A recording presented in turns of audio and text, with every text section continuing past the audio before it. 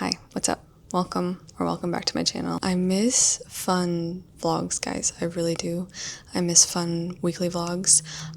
For a while now, I've had no idea what kind of vlog to make, even though I've been getting so many messages, so many comments being like, I would love to see a vlog from you. Where are your vlogs? Can you let me know when the vlogs are coming back? They're also some of my favorite videos to do. What kind of vlog do I need to make? And I'm like, Emma, you just gotta make one that is real. I've been trying to make as many like non-personal, strictly book only videos for a while now. Why shit's been hitting the fan over here, and by shit I mean my body. I'm sorry if you can hear like my entire jaw clicking. It starts to click when I get quite anxious about talking about certain things, like my jaw physically doesn't want to open. This vlog is still gonna have lots of cozy things, reading, a little bit of light frivolity to take the edge off, I guess. But I do just want to remind you that if the content you are watching, whether that's this video right now or basically just any content you consume on the internet, if that content is not serving you, not providing you with, you know, something positive or something good in your life, or it's making you feel a certain way that you don't want to feel, or bringing up thoughts or emotions that just, you know, they don't need to be brought up. And absolutely, please go comb through the shelves of BookTube to find another lovely soul to feed your need for bookish content. So I've been putting off filming a vlog, number one, just because I've been so unwell. Number two, because I'm like, who wants to see a vlog of someone going to a million doctor's appointments and getting tests done and doing this medical thing and doing that medical thing? And then I was like, you know what? Like, I actually would like to see something like that. I actually would be incredibly comforted if creators that I watched actually showed, you know, what they were going through, and it would give me just a lot of like comfort and a feeling that I wasn't alone. I also just wanted to share this because I really sincerely hope that this helps someone, because for me it was by listening to and reading and educating myself on other women's perspectives has helped me be a better advocate for my health in general. So if I can continue that favor, if I can pay that favor forward in any way, shape, or form, that is really truly what I want to do. So I've been having recurring chronic pain for a number of years. It wasn't every day until quite recently, and once I was brushed off by doctors, I started to brush it off myself and think that I was just like overreacting, or it wasn't that serious. There's a lot of different pain. The most excruciating part of the pain is like somewhere in my hips, I believe. I don't know how to describe it. It feels like someone is trying to like rip my hip joint out of its socket. This pain eventually travels down my entire leg for whatever reason. Basically, since like Christmas of last year, this pain, along with a bunch of other symptoms, have just been getting worse and worse. I had told the doctor years ago that I was having tremendous joint pain, and my doctor said, no, that's not your joints, and in fact, you're just overstretching doing yoga. Spoiler, I was not overstretching doing yoga. I never followed up again until this month for a number of reasons, but the main one that I want to focus on, and that I think is just so incredibly important, and if you take anything away from this video, from this vlog, is that just please know that you are not overreacting to your pain, to what your body is going through, that you know what's going on best, and just you have to be like a better advocate for your health, even though you shouldn't have to be. The main reason I hadn't gone back was the feeling of dismissal, or a feeling just not being listened to. It's not the first time this has happened. I didn't realize how bad my like doctor anxiety had become until this month, when I've had to go multiple times. Wow, the jaw is actually cracking and clicking like crazy. If it's appearing on the mic, I don't know what I'm gonna do about that. I've only ever had this happen a couple of times before, when I've been trying to talk about like very traumatic things to me. This has only happened a couple times. Yeah, oh man, I even like rehearsed this and stuff. I didn't realize how bad my anxiety had gotten until I had to go to a number of appointments this month. And it's not anxiety about like getting the procedure done or having my blood drawn or needles or anything like that. It's anxiety about conversing and having the medical system just treat you not very well. My history with the health system, I think like so many people and so many women especially, has not really been one of health care. Dismissal, condescension, many times, misdiagnosis, missed diagnosis, and ultimately just like insurmountable dread, the feeling of fighting the system, because it's not just one doctor at a certain place in time. Those reasons, walking into a doctor's office now feels like I'm on trial and have to prove level of sickness or pain that I am in to receive anything in return. So I went to the walk-in clinic this past week. The pain symptoms, although those have been excruciating, but something else now, which is probably connected. Anyway, went to the walk-in for this. I can't tell you the absolute panic. Just sitting there, my hands are shaking so incredibly badly that I just can't even hide them. I can't breathe. My heart is racing. I'm like seriously wondering if I'm gonna like pass out waiting for the doctor to enter the room. It's actually gotten so bad. Thankfully, after that appointment, I was sent for a number of tests, which I've spent the past few days fulfilling. Mostly what I wanted to talk about was the endometriosis journey. To give updates on my channel and my vlogs, a little bit frequently about that, because mostly it was like I didn't have any updates to give. Nothing was happening. I wasn't getting anywhere. I had so many appointments and calls in the past, and was never given a referral to a gynecologist, and just thought that I guess like my doctor didn't think it was that serious, so therefore I didn't need to think it was that serious, and that maybe I was just like overreacting, and maybe it wasn't this, and maybe it was like just all in my head. Ladies, you are not overreacting. You're not overreacting. I don't know what it's like in other places, but where I am, you basically have to get a referral from a doctor to be admitted to go see the gynecologist. Over the years, I was instead told dismissive things. I was sent for other tests to rule out things that weren't endometriosis.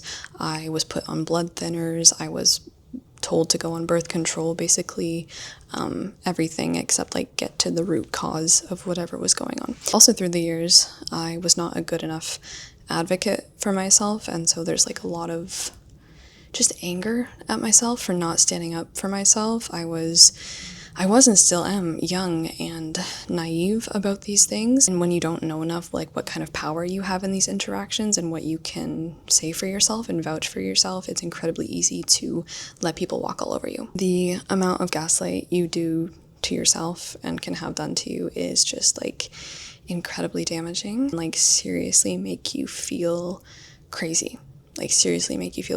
and I can't tell you like what kind of mental damage has been done, and the kind of mental turmoil I feel about certain things, the whiplash, the condescension, the just like trying to convince yourself of something, trying to convince others of something. But when I moved here, I was just feeling so inspired to take care of myself. I want to take care of my body and like find out what the hell is going on with me and what's been going on for all of these years. And so I finally booked another appointment with my doctor, like determined to get that referral no matter what. I remember like I wrote everything down, everything I wanted to say, all of my symptoms. This past October, I was finally given a referral to the gynecologist. I was literally ecstatic. I was so happy. I was finally feeling like I was going somewhere.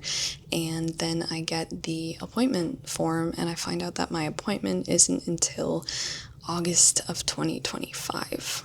That was so crushing. Finally feel like you've had some kind of bureaucratic breakthrough, and then being told that you have to wait almost a whole other year before you can be seen, and then having to like suffer for a whole other year without any answers was not a great feeling. It was also not a great feeling because I read the letter that the doctor sends, and it said she has several suggestive symptoms of endometriosis. I was like so shocked. I was surprised. I was like, whoa, what are you talking about? Because my doctor didn't tell me that they were several suggestive symptoms of endometriosis. In fact, my doctor spent the entire call being like, oh no, like that could be something else. Basically, since October, I have just been waiting. Actually, a few months ago, I filmed a vlog just like this one where I talked about all of these issues, and I scrapped it because I was like, Emma, what if it's not?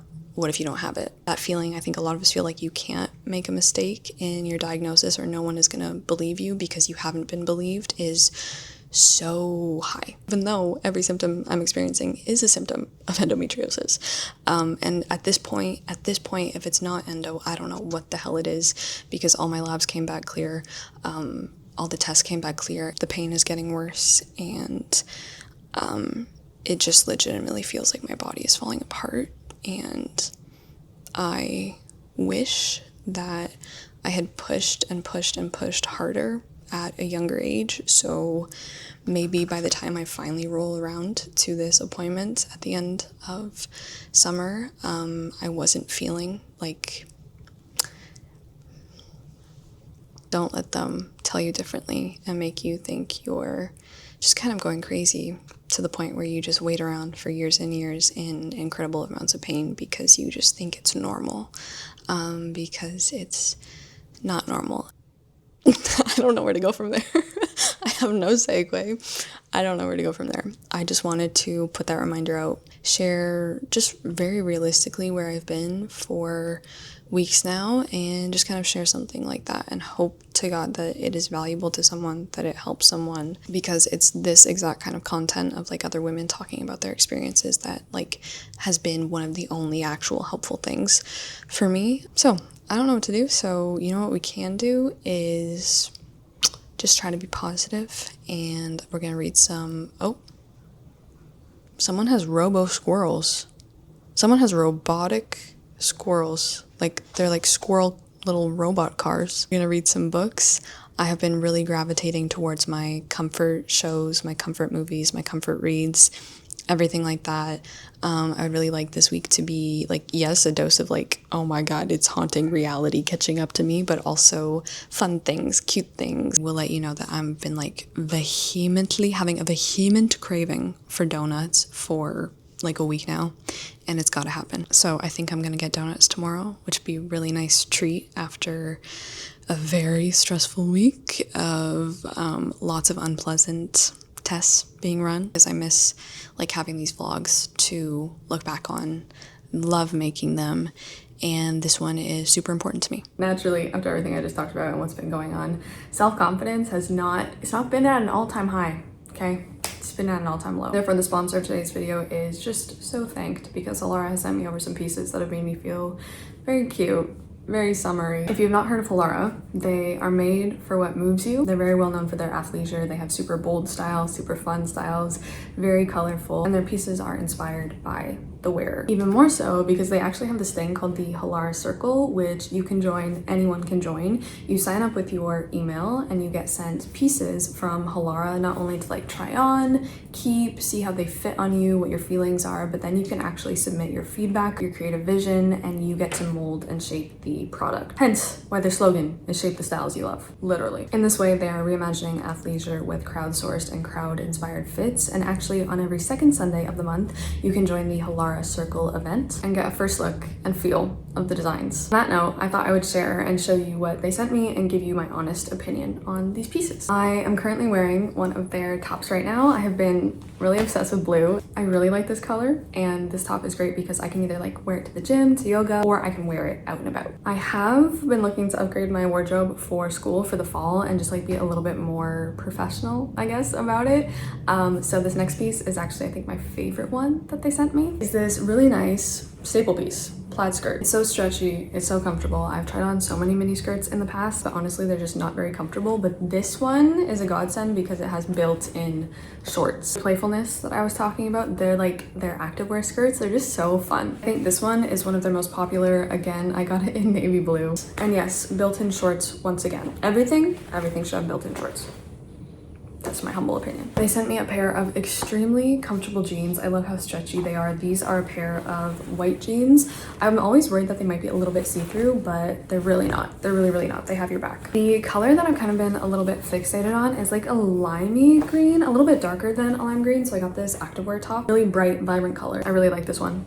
And then finally, I got 2 pairs of leggings. All the items that I mentioned will also be listed in the description box below. So I got a pair of black leggings. You know what I love about theirs? They have pockets. They have pockets. Beyond that, they are lightweight, high-waisted, basically perfect for any activity. And then this pair I got in like what would you describe this as? Like admiral, maybe submarine blue. These ones are even more high-waisted, very flattering, pockets, and they're just so snug. I do have a code for 15% off your order if you're interested, and that is Emmy15.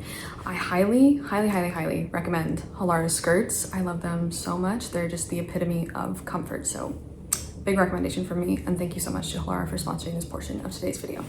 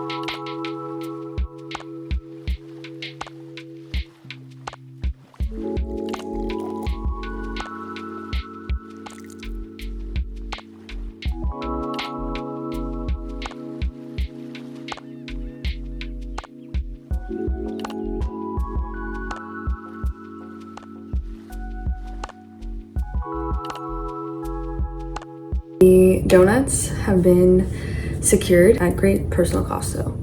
Like it was, and it is such hot. The heat wave has reached us, and Southern Ontario heat waves. No, I am not built for this. I'm not built for this kind of weather.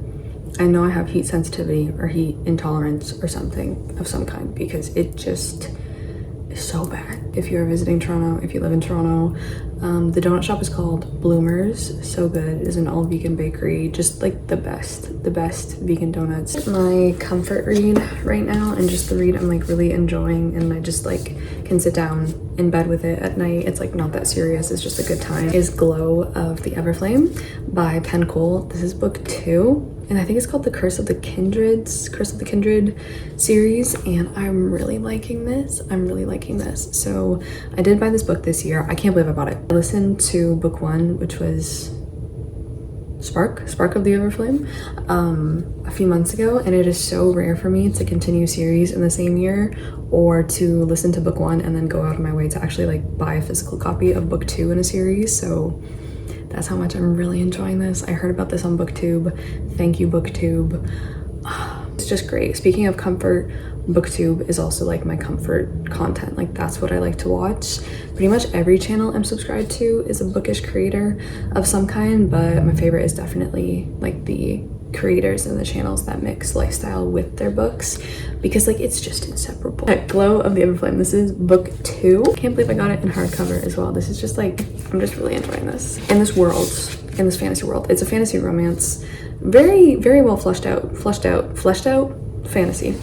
We follow Diem, and she is mortal, so she's just a normal girl, and one day her mother disappears. Her mother's a healer, Diem is also a healer, and because her mother has disappeared, Diem volunteers. Stabbing pain, it's a new one today. Stabbing pain in like upper left rib. Cool. Welcome to the party. Diem volunteers and like kind of forces her way to take her mother's place as the palace healer, and her mother was actually healing the king. So royalty in this world, as well as basically anyone who has any affluence or power or luxury, are all these people called the Descended, and they're not actually normal humans. They're immortal or very close to immortal. I always forget if they're like actually immortal or if they just have a very long lifespan. And the Descended are descended from the kindred, who were the gods of the world, and the gods like mated with mortals, and they produce the Descended, who have powers and yeah, very long lived, and they basically control everything and oppress Diem and the rest of mortals because I guess they think they're better than everyone else. So Diem and like her brother and her father, who's a commander in the army, and her like childhood friend, who's very much like Gale from the Hunger Games, they all despise the Descended, and they just kind of want them dead, essentially. So there's actually a lot of plot lines, there's a lot of cool things. It is a little bit copy pasta with like a lot of other fantasy, obviously, but I think the difference is when it's really well done and it keeps things interesting and it adds a few new elements, and it's just like a good fun time, honestly. I've been switching back and forth between audio and reading it myself. I really like the audiobook narrator, so that's really good. But yeah, this has been like my comfort go-to read. Currently on page like 221, so it's going pretty well, and I don't know how long the series is actually going to be. I think there's 4 books out at this point, but I really like how slow-paced and political it is. If you're a fan of like more politically written fantasy, I think you would enjoy this, because it's not like a ton of action. It's more like slow-moving. We get to learn about like the politics of the world. Also, I always forget, because like Lumnos is the kingdom where like Diem and her story takes place, but Lumnos is just one kingdom in a list, a country, a place. Oh, Amarian. I always forget it's called Amarian. Amarian is the world, and Lumnos is just one kingdom in the world. So actually, this is, okay, it's shaped like a donut. I've got donut brain.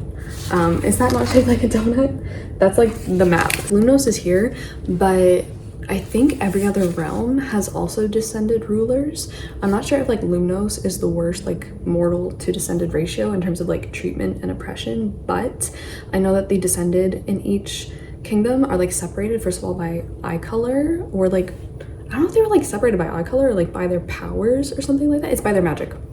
It's by their magic, and their magic corresponds to their eye color. So in Lumnos, the descended have like icy blue eyes, I think. I'm pretty sure they have blue eyes, but their magic is light and dark magic. I'm not really a fan of magic in this book. I can be honest, it's kind of just like, well, maybe in Lumnos it's only like light magic and like shadow magic, which is just like, I feel like so nebulous to me. But maybe in, oh, there's somewhere that explained it. Oh, guys, it's at the front. Montios is where I want to live. That's the realm of stone and ice. So they have violet eyes, and they have like ice powers, I believe. That's cool. So yeah, that's kind of how it's divided. So I'm really excited to see the world like broaden. Also really funny, because when I was in elementary school, I started writing a book where people, like, it wasn't really immortal. Well, I'll tell you about it. I started writing a book where people were divided into like places on earth by the color of their eyes. So everyone with brown eyes was together, everyone with blue eyes was together, everyone with green eyes was together. I also had a category for people with gray eyes. I don't think I've actually ever seen a person myself with gray eyes. Apparently my great grandmother had gray eyes. And then all of these people, everyone, like basically all humans, were put to work and were kept in like labor and were ruled over by the red eyes. They were ruled over people by red eyes, and I forget if I made the people with red eyes immortal or not. It was called something dramatic. It was called like some edgy YA name because I was reading so much YA at the time, and I guess I thought it was so original. I put all the people with brown eyes, we were all in the desert and we were like digging holes. I forget if it was for oil, but essentially we were like taking all natural resources, like everyone with blue eyes. The people with blue eyes had to go on submarines into the ocean and harvest like thermal energy from underwater thermal vents, and then people with green eyes were in the jungle chopping wood. I'm sorry, I couldn't think of a better job for you. Where did I put the gray eyes? Oh, it must have been like rock or mining. And then the baddies were like taking all of our resources. And the people with red eyes lived in Mount Vesuvius. They had a secret, cool-ass, secret villain hideout in Mount Vesuvius in Italy. That's where they were, deep in the volcano, because they had like some fire. I don't know what they were doing, like with the lava. Anyway, I should see if I can actually find the pages and chapters and pages I wrote, because that would be really funny. It's a story that I wrote, and that like this really brought that back to me, because I'm like, oh my gosh, like she separated everyone, or like just the descended, I guess, into their eye color and like by their power. So I thought that was funny. Long story short, I'm reading Glow of the Everflame, having a really good time with it. East of Eden first. Let me tell you about East of Eden first. This is what my copy is now looking like. Also really enjoying this. Also really enjoying this. Maybe not as much, definitely not as much as Carolyn. She's already finished the book. This is for the Game of Tomes book club, and we're reading East of Eden until the end of June, so I'm a little bit behind, but honestly, East of Eden is such a quick read. Like, it's honestly such a quick read. It's so incredibly easy to read. Steinbeck's prose is very, just like, quick and clean. Really reminds me of Hemingway in some ways. Hold on, I gotta pop something. So I'm really liking this. I don't know at this point if I'm going to be able to get like a dedicated vlog out to East of Eden, because I've been barely filming anything because I've been feeling just so unwell. But at the minute I am 334 pages into this. I'm liking so many things about this. I don't think it's a new favorite for me, but I am really liking it. Like, don't get me wrong, I'm really liking it. And it's also very addictive. It's one of those books that like you pick up and you're like, okay, I'll read a chapter. And you're like, no, I'll read a lot of chapters. There's also a lot of chapter breaks. The chapters are quite short, and it just makes for a very fast reading experience, honestly. So I have not picked up East of Eden as many times as maybe that would look like. This is about Cain and Abel. You don't need to read the Bible. I think I saw someone ask somewhere if you needed to read like the Bible. No. In fact, like the characters in East of Eden rehash the biblical story for you and do so much more with it and talk about it, and it's very interesting. We follow mostly the descendants and the family line of two different families. We have the Hamilton family and the Trask family, and eventually these families meet in California, where East of Eden is set. It's all about like the history of the land, and these two families who live upon it, and how they reenact the rivalry between Cain and Abel and the fall of Adam and Eve over and over and over again. Something that I keep wishing, because you guys know, or like I say a lot, I don't really love family sagas. Like, that's not really my kind of book. It doesn't really make me that excited, but I'm really enjoying this, and I keep wishing though that like Steinbeck would just start adding some magical realism here and there, because the like kind of one of the only family sagas that I just, you know what it is, it's 100 Years of Solitude. And I'm not like comparing at all, but I keep wishing, because there's so much opportunity for it to happen. There's so much opportunity for magical realism, and it would just elevate the book for me to unforeseen levels. So I'm 334 pages through this one, really enjoying it. And then I think honestly kind of the book, I would like to finish this tonight if possible. I think we're gonna see if we can finish this tonight. I did a 24-hour readathon with Carolyn last week. No. this week. I think you'll see that video after this vlog, I'm pretty sure, depending on what happens, I think. But I read a bunch of books in that video, which you'll see, and then this one I didn't get to finish. I got like pretty good, decent way through this, but I would like to finish it. And that book is The Grace of Wild Things by Heather Fawcett. In that video, you'll see like we both read a lot of like heavy, sorrowful, depressing literature. And by like book 3, was it after I picked up book 3 or 4, I was like, I can't do it anymore, I need something happy. And so I picked up The Grace of Wild Things. I got this book in Nova Scotia 2 years ago now. I really want to do this. I really want to go through all my books and like write the place and the date and the time when I got it. It was at Block Shop Books in Nova Scotia a couple years ago, and I'm now ready to read it. You guys know I love Heather Fawcett. Her middle grade so far has been my favorite. The Grace of Wild Things is a middle grade, and in fact The Grace of Wild Things is an Anne of Green Gables retelling. Like, it really is. It really, really is. It's set on Prince Edward Island, and it's Anne of Green Gables but with magic and witches and fae. I even started like tabbing and underlining because like I just love her language and the way she describes things and the way that she tells stories. I am 250 pages through. I'm on a chapter about Christmas because it goes a while. So it's basically following like the same premise as Anne. We have Grace, who is a witch, and she's an orphan, and because she's a witch, like she's just never really had any friends. She's never, there's a lot of good quotes about this actually. This book makes me want to like bawl my eyes out. She says, "I can't imagine how wonderful it must feel to have friends. At the orphanage, most of the other children were afraid of me. They guessed that I was something else. Children are better at spotting witches than adults, I think." And so Grace like runs away from the orphanage, and she's always heard rumors that there's been a witch in the woods. And so she goes to find the witch's cottage, and she like knocks, and she's trying to convince this witch to like basically adopt her and take her on as an apprentice, because Grace has never learned really her witch's ways. And so you just have this like grumpy old witch, which is very Marilla, and you have Grace like trying to convince her to keep her and take her on. The first like 150 pages I was like really enjoying.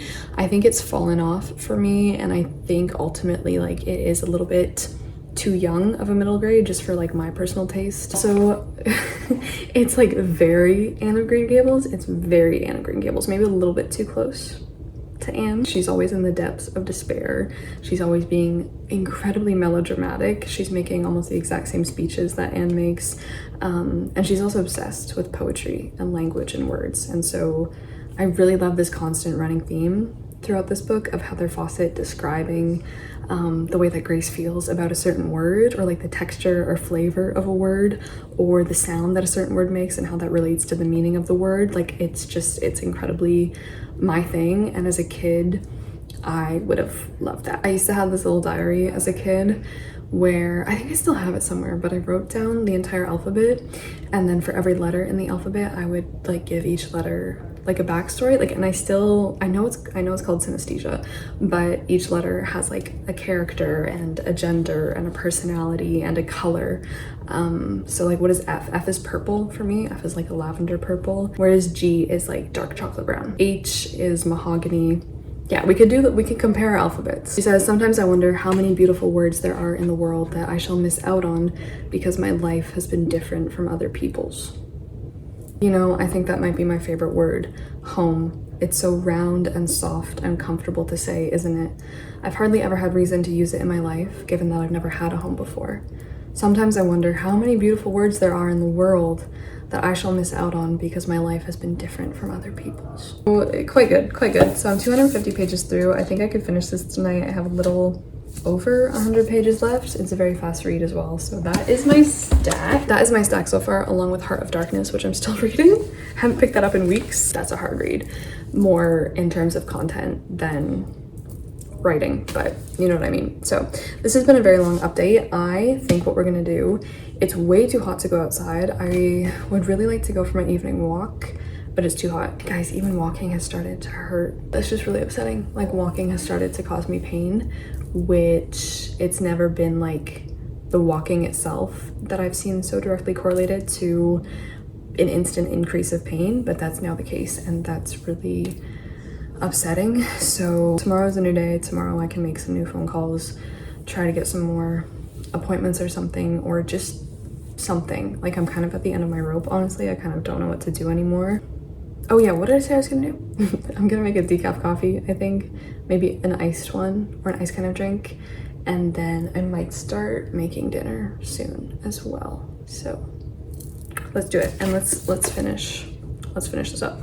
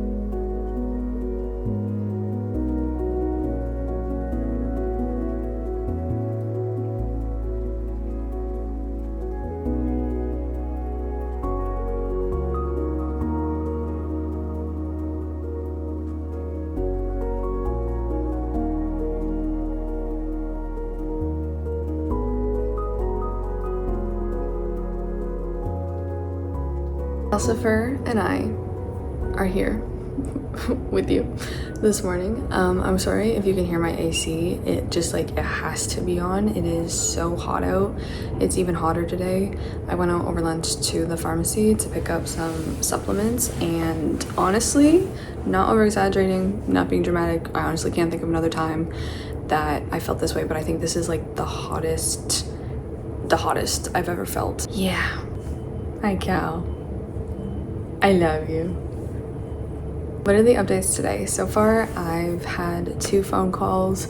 My like face is now hurting so much. It's been hurting for weeks now. I don't usually get like such bad cystic acne at all times in my cycle. That's just like not a thing that's happened to me. Again, I don't know what's going on, but it's very uncomfortable, very painful, but like I feel like a good thing about, or a positive thing, just about feeling so unwell and so sickly is that you can't be bothered to care about superficial things like your appearance anymore. Like, it just doesn't matter. We'll just carry on. I decided to call the gynecologist just to tell them like, hey, I've been waiting since October. Is there any chance you could see me any earlier? Can I get on a wait list, a cancellation list? And the receptionist pretty much just told me like there's no point, and no, they like absolutely cannot see me earlier. It's not gonna happen. And yeah, they're just like, you should just go to your doctor. And I'm like, yeah, I know, I've already been to the doctor. And then second phone call was to my family doctor. The next available appointment would be like the beginning of August. Love that. Literally just feel so stuck and don't know what to do. But reading update, I finished The Grace of Wild Things this morning. I have been trying to like just like get out of bed, roll out of bed, and I just like try to drink a bunch of water, sit down with a book and read instead of going on my phone, instead of scrolling, or instead of just like ruminating on how I feel. So it's been good. Just anything except be on my phone. I literally do not want to be on my phone at all. I wish I didn't have a phone. I don't want a phone. I finished The Grace of Wild Things by Heather Fawcett, and honestly, it picked back up. It brought the pacing back. It brought all of the fun, cute writing back, and I ended up really enjoying it. I just think honestly there's like a middle slog that just really slows down, because a lot of the plot is maybe just a little bit too straightforward and a little bit too linear, because it's in the synopsis, but most of the book follows Grace trying to make and create every 150 potions that are in the witch's grimoire, because she makes a bargain with the witch, basically being like, hey, Grace, if you can complete and like, you know, successfully carry out all 100.5 spells that I've made in my grimoire, I'll agree to take you on as my apprentice, and if you fail, I get all of your magic and you have to leave. So most of the book is obviously about Grace trying to cast every spell in the grimoire and kind of the friends she meets and makes along the way. Yeah, I ended up really liking this. Not as much as Ember and the Ice Dragons. I'm not sure anything will ever top Ember and the Ice Dragons for me. I really enjoyed that one. And I was gonna say something else. If you like Anne of Green Gables, this is the one for you. I really like what they did with the character of Matthew in this book, like Marilla's brother, the brother and sister duo who take Anne in Anne of Green Gables. I really like what they did with Matthew's character. I also really like Gilbert's character. And yeah, I think ultimately a little bit too close to Anne of Green Gables, but I enjoyed it nevertheless. It's cozy. I think this is a really great book for summer, and I love books where like the magic is literally just like a book full of instructions that you can read to perform that magic or that spell. That's what I really like, and like having all the ingredients listed out for you, I think that's really fun. So that is The Grace of Wild Things. I'm done this, and I don't know, I'm really itching to start episode 3 of Move It or Lose It. I would really like to do that. I also read a little bit of Glow of the Everflame this morning after I finished this. I'm really liking it. I'm also really liking the romance. I feel like there's something else I needed to do. I just love my cats, man. I just love my cats so much. I don't know what I'd do without them. Casper, do you know? You know? That's you.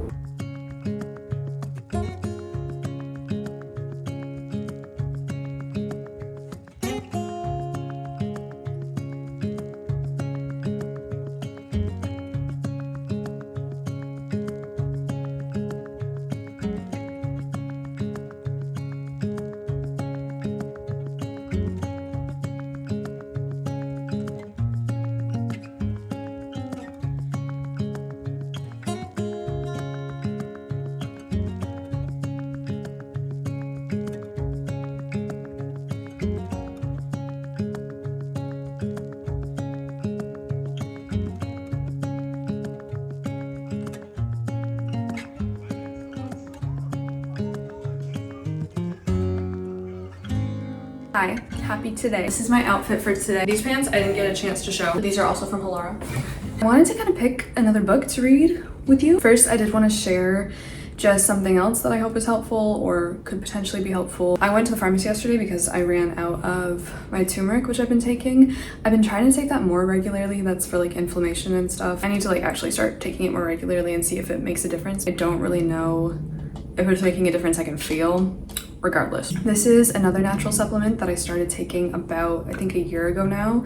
It's called Chaseberry or Vitex, and this, oh my gosh, if you have PMDD or premenstrual dysphoric disorder, which I didn't even know was a thing. I didn't even know that existed until like a year and a half ago. I don't feel like getting that diagnosed is like a pressing need for me right now because I'm not even sure what a diagnosis would do.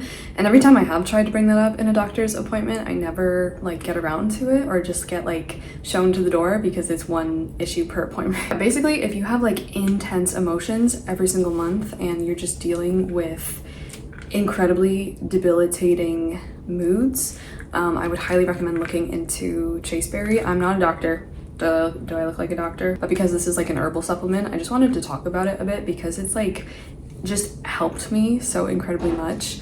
Before I started taking this, every single month I would go through like a week of debilitating depression that I was like, why the heck is this happening? It was extremely difficult to get myself to do anything.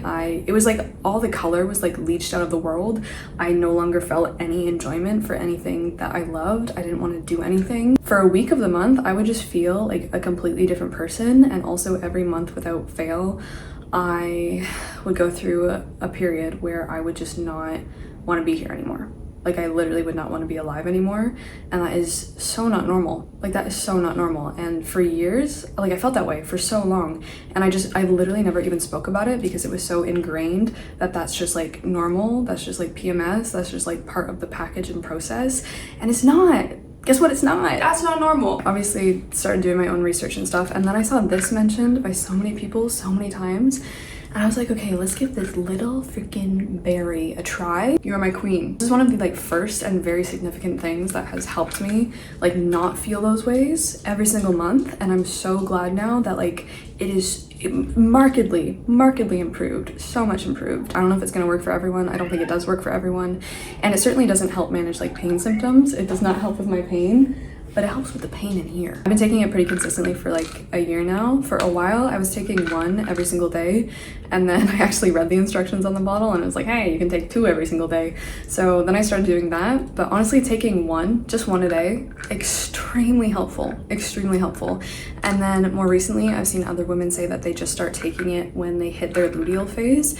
And for the past, I think 2 or 3 months, that's what I've been doing, just taking chasteberry in the luteal phase, and not a big difference in terms of like, you know, its benefits. I'm just getting so incredibly interested, obviously, in herbal remedies, and just want to learn so much more. Just want to learn so much more. Actually, if anyone has any book recommendations on this, please. Yeah, let's pick a new book. Let's pick a new book. I think I want something fun, summery, and I do actually have something in mind. I'm liking this one even more than the first book, which is nice. I don't think I got that much further through. I'm 253 pages through, but I'm switching because I'm switching between audio and physically reading this one. I want to start an audiobook, and I think this is the one I want to start. It's The Amalfi Curse by Sarah Penner. This just looks perfect for summer. I don't know. It's set in Amalfi, and it's about like this. What is she doing? She's looking for lost treasure, I think, from sunken ships. She's a nautical archaeologist. Oh my gosh. She's secretly on a quest to locate a trove of priceless gemstones her late father spotted on his final dive. But upon her arrival, strange maelstroms and misfortunes start plaguing the town. God, there's also a page of Italian spells. This looks really fun. I hope it's really fun. We're gonna give her a go. I got a decent way through this last night and this morning, and so far, I'm not sure, honestly. I'm on page 75 of the Amalfi Curse. I think it's really Sarah Penner's writing style that has put me off. Also, I didn't know that there's a dual timeline in here, and I'm not really a fan of dual timeline stories, especially if one is like historical and one is very much set in like the early 1800s on the Italian coast. And honestly, I'm not clicking with really either. I don't know. I'm so confused. I thought that like this was gonna be much more of like a summery, cozy, fun adventure, and like the tone is honestly very somber. The tone is just really somber and like downcast, and it's definitely not really giving me sunny summer Italy vibes. I thought this was gonna be like a fun, I am obsessed with like the nautical archaeologist bit of this, because I think that's so cool. In present day, we're following an archaeologist whose name is Haven, and she's in Positano to see find the last wreck that her father said that he found before he died under, I don't know if it was really mysterious circumstances, if it was part of the curse or not, but she's back in Positano to like locate this wreck and like find treasure. And while she's there, stuff is going on that's like apparently about the Amalfi Curse, which we haven't really learned too much about yet. But yeah, I don't really like the dual timeline, and Sarah Penner's writing is very much just like, I'm just gonna tell you everything. It's a lot of just like blocked out pages of like Haven's inner monologue, but it's so dry. Like, it's so dry and boring. I really hope that I start liking this more once the plot picks up, because I am like super interested. It's like diving and like shipwrecks, and that's like so my jam. So I'm hoping that it starts to get a little bit better soon. Even the timeline in the past is just very much like, it's so flat. I don't know. I'm like really struggling to get any kind of flavor out of this. That's the Amalfi Curse. We'll see if that picks up. I'm gonna keep reading it because I'm not like hating it or anything. I kind of wanted to talk about just like what I've been like watching, just very comforting TV shows, movies, and stuff like that, because I don't know if anyone else is like this, and I truly really hope that you aren't, because I don't think it's very healthy. But like, I like basically don't let myself watch movies or TV unless I'm ill, which is not very nice, but I just don't let myself do that for some reason. I feel like I should probably try to stop doing that, but anyway, that means I've been watching a lot of stuff recently. A big comfort one for me is Star Wars. Like, I love Star Wars so much. I really love Star Wars so much. I like grew up obsessed with Star Wars, and yeah, it's very extremely comforting for me. So I didn't know which one like to watch or pick up, because obviously there's so many Star Wars things out now, and obviously there's like a lot of TV shows, Star Wars TV shows out that I had never touched because I'd heard that they were like not very good. But I saw the Acolyte thirst traps online, and I was like, we'll give it a go. Why was that actually the worst thing I've ever seen in my life? Why was it actually so bad? Like, I should have just listened to what I had heard, because oh my gosh, this TV show has possibly the worst writing I've ever seen in my entire life. It's just like, I don't know who can deliver these lines. I don't know who's writing this. It's just like actually incredibly bad, and it's just doubly disappointing because I think sometimes there's like honestly cool storylines there and cool themes to explore, but like, oh my gosh, every actor just had to deliver like the most stilted, uninspired, flat line, and I'm just like, what? Like, it's just unwatchable. It's just unwatchable. And I thought it would like go up quality a little bit, and so I rewatched The Force Awakens episode 7, and I'm not a big fan like at all of the newer trilogy. I'm really not, but there are aspects that I love about it, and that's why it hurts, because like I want to love it so much, but like episode 7, 8, 9, what are we doing? What are we doing? There was so much in there that could have been amazing, that could have been so good. I love so many aspects of like The Force Awakens, but oh my gosh, again, the writing, a lot of the acting, I don't know. And it's just like, I like so much about it. I really like so much about it. I love the Star Wars universe. It's just so funny and interesting and whack to me, and I really enjoy it. So yeah, I rewatched The Force Awakens, and then I was like, I don't really want, like, I think I will, but I don't really want to continue on with the 7, 8, 9 trilogy right now, because it's just like, sometimes it's a hard watch. I went back to the masterpiece, The Phantom Menace. I love the prequels so much. I'm gonna just start smiling so much about the prequels. I really truly love them. I think they're fantastic. Like, I know they're so weird, they're so funny, they're such a mess. I love how George Lucas put absolutely the most alien extras you could ever have in a scene ever in the background of every single scene. Like, that's what I'm there for. That is exactly what I'm there for. I also miss like the politics in the later films, because like The Phantom Menace is literally about like taxing trade routes and tariffs and like the trade federation. That's so fun. That's so fun. I really want to see more of that. I think that's what the later films are missing, is just like more politics, because we kind of just like gloss over everything with the First Order, I feel like, and I honestly don't even know who the First Order is. Still, The Phantom Menace is one of my favorites. I think it's so fun. It's so silly. Liam Neeson is there acting, like putting in work, putting in the time, and then everyone else is just, you know, there. Really fun. It's really fun. So I watched The Phantom Menace, and then I started the Clone Wars, or Attack of the Clones. Wait, what is it? Attack of the Clones? Attack of the Clones is like simultaneously the most boring film where nothing happens, but also like the funniest just romp through life that I've ever seen. It's just like Obi-Wan going off on his own little journey throughout the entire film. That's probably like my favorite thing about it. I'm just having a really good time rewatching the prequels. I will, I think, rewatch all of them. I really totally forgot Anakin's whole like arc, and especially being like, I haven't read Paradise Lost that long ago. I love that. That's so cool. I watched like the first half hour of the first episode of Andor. I'm not sure, like let me know what you think of that one, because I've heard that that one is maybe actually okay. And then I also started watching Monsters Inc. I started rewatching Monsters Inc. I don't think I've rewatched Monsters Inc. since I was a kid. And it's so obviously 10 out of 10 film, but there's so much that you miss as a kid that like, it's so fun to watch it now. I also started rewatching Robots. That's wild. I also started watching The Bear.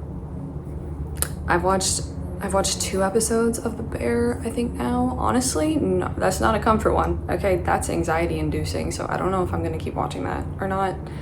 Maybe later. We're gonna shelve that one for now, because it's very heavy. Mainly just on a Star Wars high. I'll probably turn to like Studio Ghibli next once I've exhausted Star Wars. I've read a lot more East of Eden. I've read a lot of this. I read more Glow of the Everflame.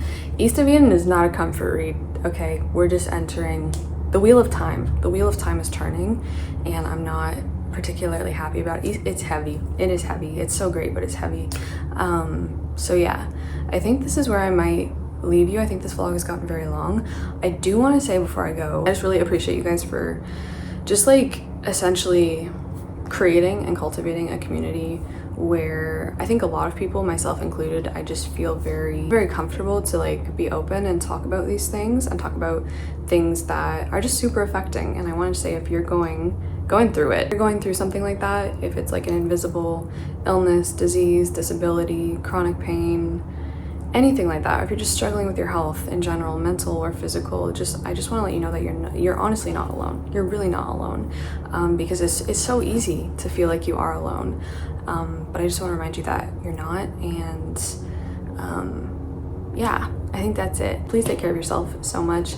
Thank you for watching, and also a big thank you to Halara for sponsoring this video and supporting the channel. Links are in the description. Is there anything else I need to mention? I don't know. I just hope you have a really good day. Until the next one. Ciao.